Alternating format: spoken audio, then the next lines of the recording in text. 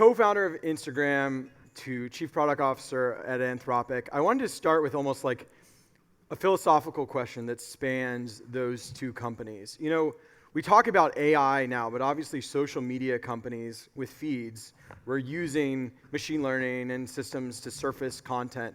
Then that era seems like it was about engagement. And it was like, okay, we're going to blame, or the humans will be responsible for the truth value of what they have to say, and we're going to see what content people are interested in, and those humans can say what they want to say.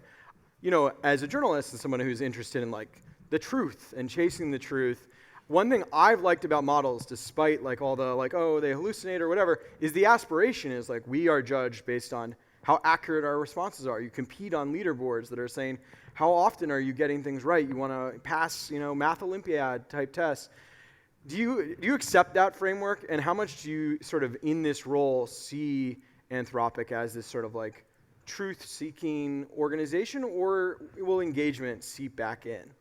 That's a really good question. Hi, everybody. Good to be here. I started with a heavy. Yeah, I think there's a bunch of different directions you can take this, so I'll try to be succinct. I think there are places where we're training the models as an industry to be good conversationalists, and sometimes that actually looks like continuing the conversation. I got a reach out from somebody that was like, hey, are you guys trying to optimize for engagement? Because Claude will often ask me a follow-up question like, well, did you want to talk about this? And the funny part is like, not at all. And like time spent is like, I can tell you, like not on any of the dashboards that I ever look at. It's just not a main consideration. But just training Claude to like, keep the conversation going, being a good conversation. So we might actually need some interesting sort of counter metrics to what, you know, well, can you get the same conversation done or accomplished with less of a conversation?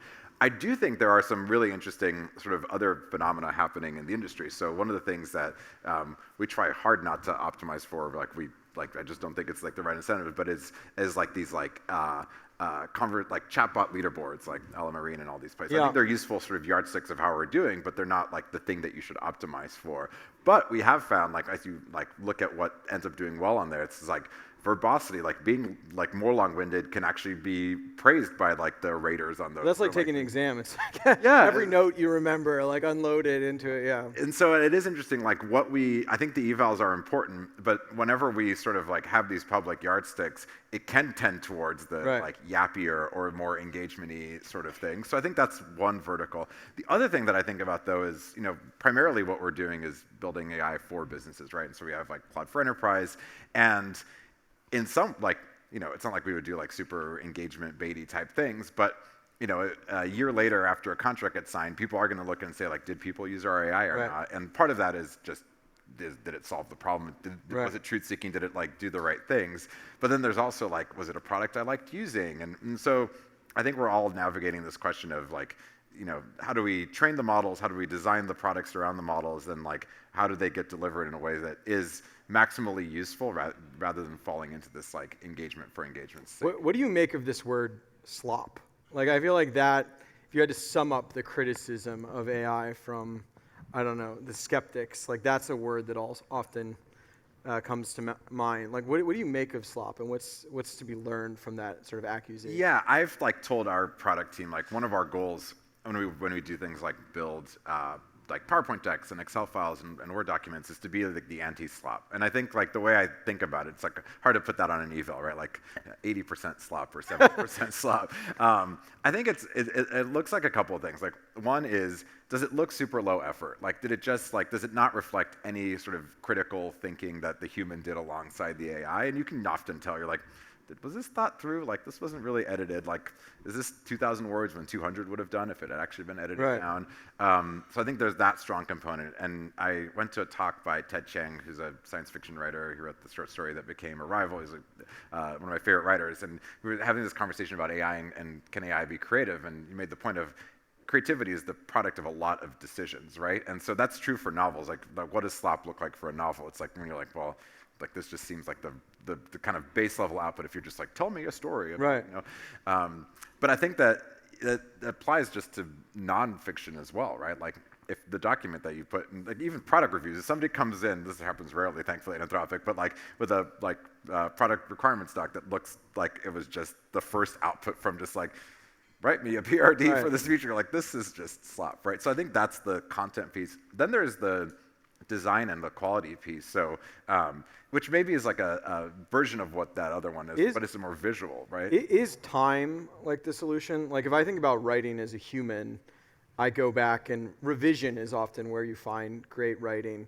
Is that the case with AI where it's like, okay, if you have more time, the answers will be more tight? Or how do you see the relationship between time and the quality of the answers? I think it's levels of engagement and sort of how many iterations that you've gone through and how many, and actually you could imagine here's a very well-constructed prompt where I have already pre-made a bunch of the decisions. I had you can like see what Claude is thinking, you can expand a little, like I rarely do it because it's doing its thinking. I mostly want the answer.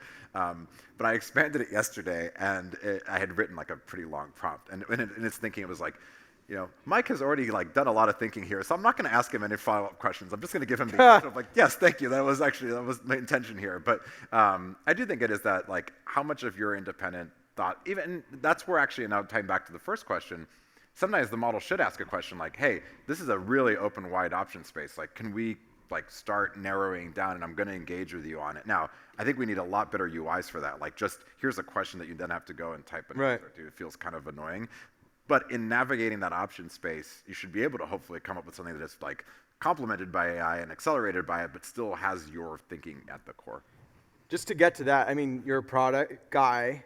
This is is AI fundamentally the chatbot era? Like, do you think text with the machine, that is the main way we're going to use AI, use Anthropic in 5 years, or that's a bridge to that's how we figured it out in the beginning and now we need to build products? So, two kind of ways to tackle that. One is like the classic meme of like, you're naive view and then you're like super like galaxy brain view and then back to the original view is like how I have felt about this exact question. So when I joined Anthropic, I was like, if we are still talking to AI with chatboxes a year from now, like I'll have failed in my job. Oh, really? And yeah, I was very adamant that there was like something wrong to the like kind of dominant UI paradigm that we had settled on, and it felt like, we exposed a lack of creativity.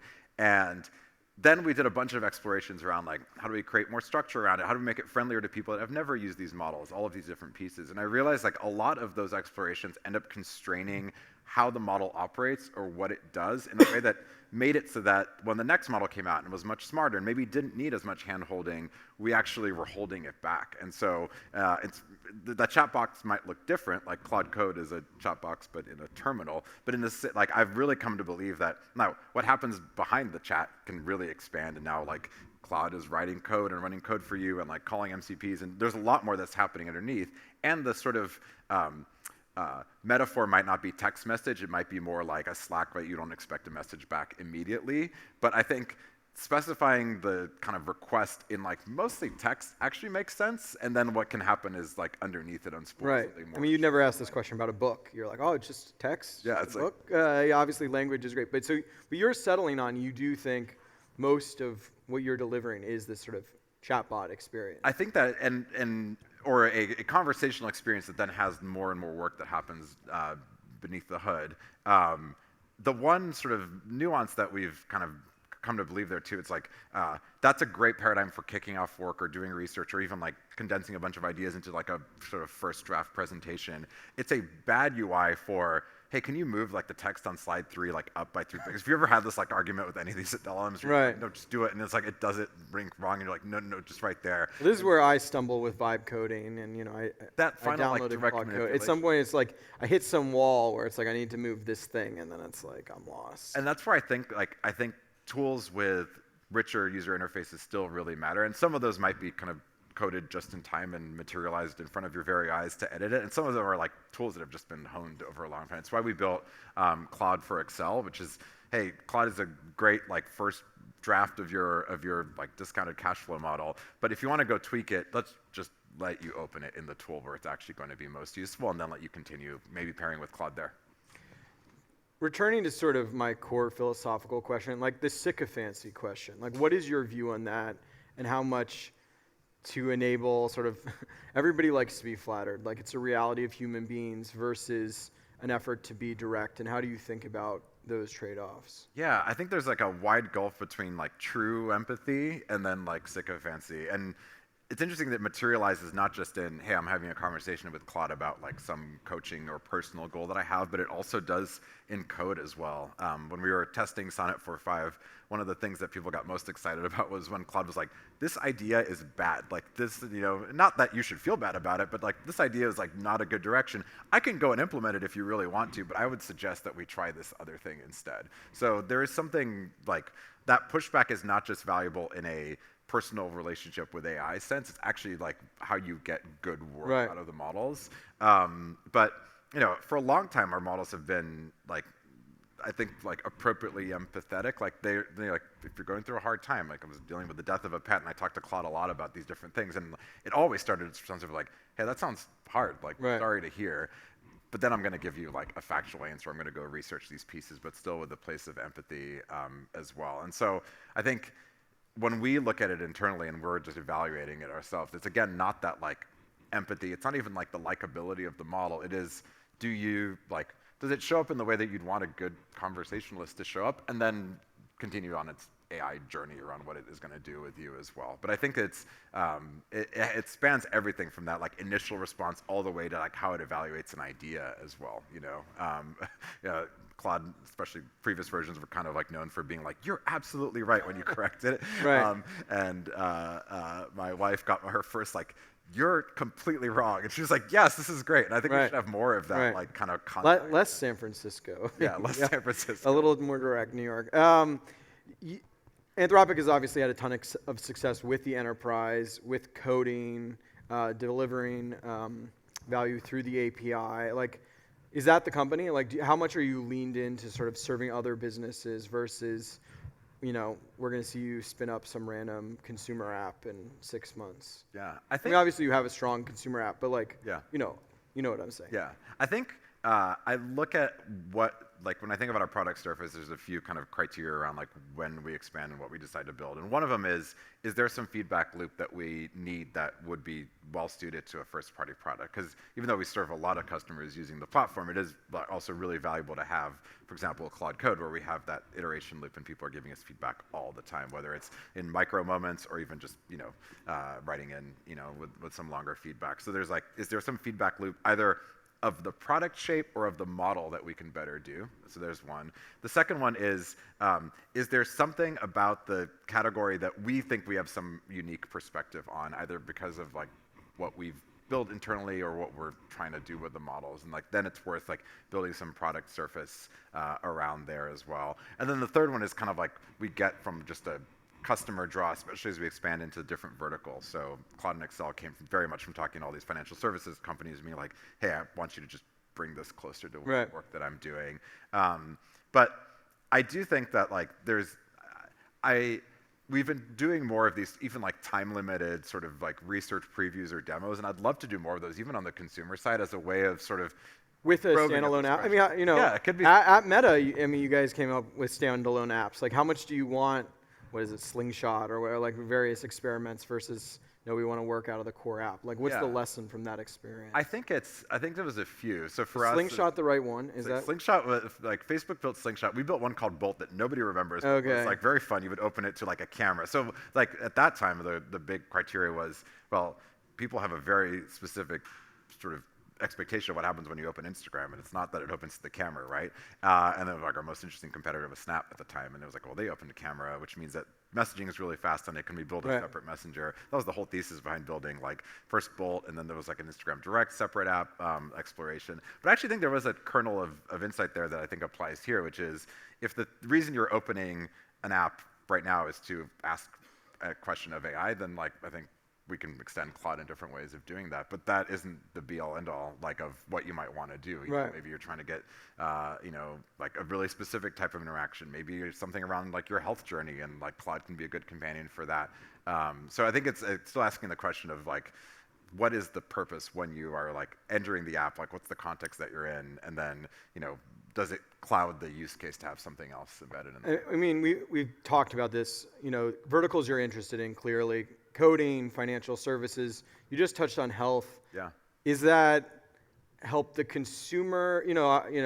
We had another event. I talked to CEOs of Bridge and Open Evidence. I've actually been playing around with Open Evidence. That one's targeted at doctors. It's interesting to go through it, and it's It's very like, clinical, like a doctor. Do you think you do something custom for me, the patient, to navigate what a doctor's doing? We see, it's interesting, like there's already so much of what people are using Claude for today. Like when we have this, like if you've ever seen like our Anthropic economic index, the way we like generate these like insights into how people are using Claude is we basically have like Claude run analysis in a privacy preserving way. So we never look at the chats, but Claude can do it in a way that's privacy preserving. And I did that I asked the question of like the healthcare piece, or like how are people using it? And there is like, double-digit percentage of Claude conversations are about people's health. And I hear all the time from people like the first thing I do when I get a new lab result is like I put it into a Claude project and I have this like history there. So there's clearly a pull there, but it's so annoying, right? It's like all our pregnancy information we would just dump into models like tell us what you think. And if you get a like lab result back, it's like, well, I got to go download it. Right. So I'd love to see like again, privacy aware solution for more of that. And you think that could be sort of a custom? I think, yeah, that could be like a more sort of bespoke experience. But then maybe also is like share it across like both patient and doctor, right? So if you have like the reality, somebody's had a great phrase. I was at a healthcare conference recently. It was like, it's almost inevitable that most doctor visits will now be second opinions, because your first opinion almost inevitably is that you're going to talk to like Claude or a model about it. So let's embrace that and be like, not just like, oh, I heard from somebody that there's a thing. And we're like, okay, great. Let's acknowledge that you probably asked, one of the LLMs this question. Right. Like, what did you learn? And like, let's like have a conversation about that overall. So there's that piece. And then there's a lot that gets dropped today in the sort of multi-doctor, like patient journey, and nobody's often looking at the kind of holistic experience. And I think there's a real role for AI to play in sort of stitching those different pieces together and generating an insight that might not come even among experts among these different disciplines, who are, by the way, probably super busy, like contended, like context switching all the time and not stepping back and saying like, all right, this is the full view of this person given everything that I can infer there. Obviously, we have a lot of startup founders here. They sort of want to know how to work with you. And it's such a balancing act. At once, they want to know, oh, you're not, what won't you do that is exactly like me, so I avoid that. But where will you be more capable so that I can benefit from any improvements you make without competing directly with Anthropic? That's such a complicated relationship. Like, what advice would you give to people in terms of reading the tea leaves and saying, okay, if Anthropic's saying this, I'm safe to build here or not? Yeah, I was talking to a founder of like a very large like enterprise company, and I was asking him for advice on this question, because they had to navigate this over years, where they'll build some functionality themselves. They also have like a rich partnership and sort of like marketplace ecosystem, which is what we have as well. They're like our first party products are more like scoped. There's like a lot more in the platform. I think there's a few principles I try to operate on. One is transparency. So like when we launched Claude Code, before we ever launched, like I got on the phone with like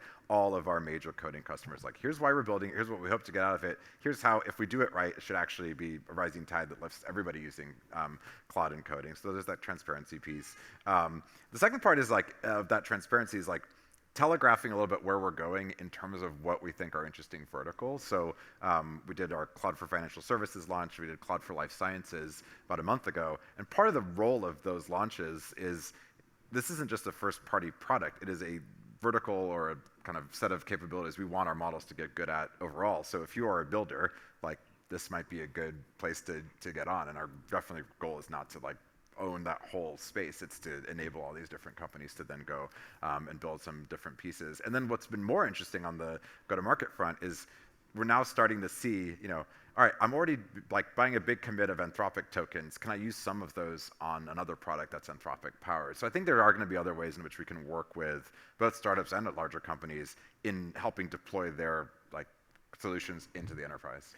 Another core thing startups and everybody wants to know is, how much smarter will the model get? Like, what can you telegraph to us in terms of 2026? Do you think there are still major gains to be had just from like the scale of compute and GPUs? Are we waiting for you to pull another like rabbit out of the hat in terms of like reasoning models or some technique like that? Like, what can you say about what next year looks like in terms of the capabilities and sort of raw intelligence that Anthropic will provide? Yeah, it's an interesting perspective I get from startups, where sometimes I talk to them and they're like, models are great, like we're just gonna we have a bunch of work to do on the go-to-market or the scaffolding or the skills around it. And I'm like, that's a good answer, I guess. You can keep going that way. And then there's other startups that are we have a super hard eval and you're at 40%, and we think at 60% it's right. And there's a lot of VC wisdom. It's build something so you're ready when the next model comes, which is that category. I feel like it's something I've said on stage. It is a real thing. And there's probably some midpoint in there, but I'll tell you that whenever we have a new model that's baking, and we have even an early snapshot on it, I have my list of companies that have in the past been at that yes, we're pushing your model as hard as possible so that those gains actually get shown. And I guess you want to be one of those startups, or even forget startups, but really any company, because I think the labs will want to sort of You're saying if you're one of those companies, you're doing well enough, you start to say, okay, we're going to be able to get you that last 10%. Yeah, and we'll want to go, in some cases actually go hill climb on that eval, but just in general be okay, this is a demonstration of how well the models do at defensive cybersecurity, which I think is an area I'm really interested in. And so if that's the case, the companies that are pushing us the hardest, they're also the ones that we call, and because we know that they're actually going to be they'll be able to show a difference. And even to peek behind the curtain, whenever we launch a new model, it's just smarter is just not a very effective marketing pitch, right? So the more we can say, right, and here's a particular customer that demonstrated this really well. But back to your original question, I think there's still a lot of juice left in scaling up models, training them to do things, and then also layering on the right skills on top. So that's I think of tool use. Tool use is a great one. And then again on who's pushing us the hardest, it's the companies that say, hey, I'm trying to give the models 50 tools, 100 tools, all of these models at some level just start getting confused if there's too many tools. Can we do that? Can we make that better? So that's the kind of edge pushing that we need.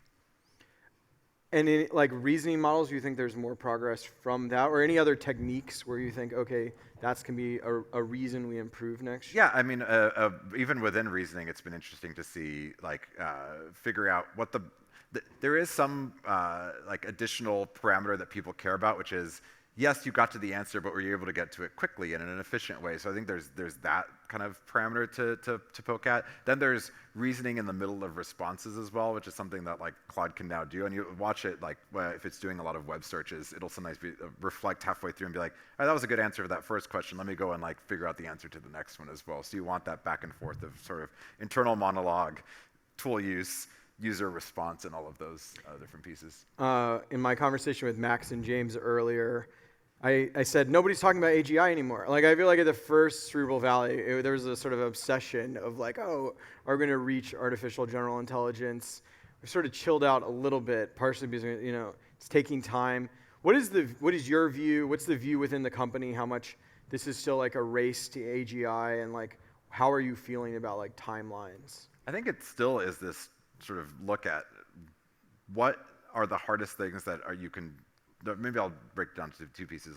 For a given task or problem, how independently autonomous and sort of successfully can those models operate, and on what time horizon, right? And whether that's hours of coding, or whether that's go off and do research tasks, or whether it's do really complex financial analysis, or whether it's optimization problems overall, that feels we still have a lot to go. And I don't know, I guess at some point you can call something super, human in levels. It already is in a lot of those different areas. So there's that piece.